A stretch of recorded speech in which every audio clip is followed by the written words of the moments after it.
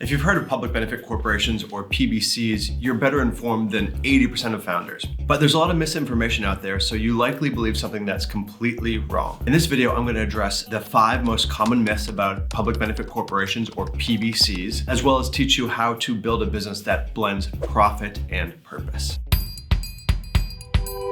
Myth number 1, PBCs are nonprofits. This is actually untrue. PBCs are actually for-profit corporations. They're just a new class of for-profit corporation that allows founders to pursue both profit and purpose. So here's how it works. There's a shift in purpose, whereas the traditional corporation forces a founder to maximize shareholder value, make the most money as they can for their shareholders. The PBC allows the founder to pursue a non-financial interest. This could be impact on community, environment, suppliers, employees, etc.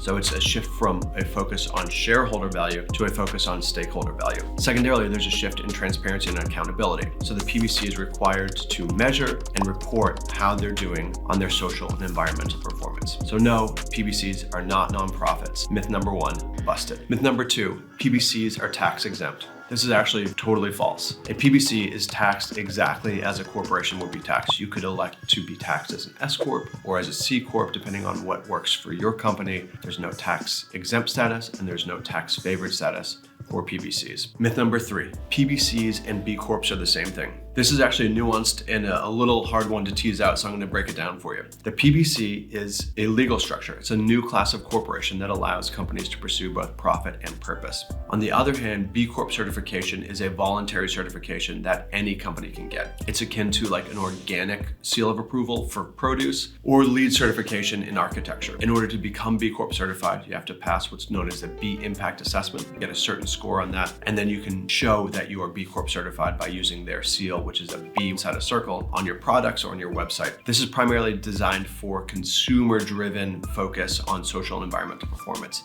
If your consumers care about you having a positive social and environmental impact, this is a really shorthand way to show that you're doing that. It is not a legal structure. The thing that gets very confusing is that many PBCs choose to become B Corp certified. So there are a lot of PBCs that in fact are B Corps.